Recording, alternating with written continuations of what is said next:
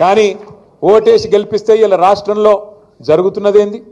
ఒకనాడు మన నినాదం తెలంగాణ ఉద్యమంలో నీళ్లు నిధులు నియామకాలు, నీళ్లు నిధులు నియామకాలు. ఇలా రేవంత్ రెడ్డి ప్రభుత్వం వచ్చినాక ఏమైపోయింది? ఆ నినాదం మారిపోయింది. ఇప్పుడు ఏమిటి తెలుసా కొత్త నినాదం? బీఆర్ఎస్ మీద నిందలు, బిల్డర్లతో కాంట్రాక్టర్లతో దందాలు, రాహుల్ గాంధీకి చందాలు.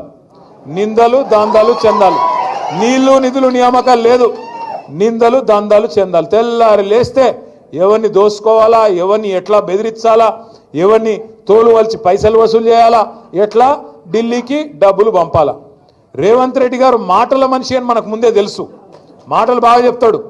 ఎలక్షన్ల ముందు చాలా చెప్పిండు మాటలు, మీకు యాదుకుండాల. మాటల మనిషి అనుకున్నాం ఆనాడు, కానీ మూటల మనిషి అని ఇప్పుడు తెలుస్తా ఉన్నది. అప్పుడు చంద్రబాబు నాయుడు మూటలు మోసిండు, యాదుకుండాల మీకు. ఓ నల్ల బ్యాగులో దొరికిండు కదా, యాదుకుందా? ఇప్పుడు ఏమో ఢిల్లీకి మూటలు మోస్తున్నాడు. తేడా ఏమీ లేదు. మాటల మనిషి మూటల మనిషి అయిపోయినాడు.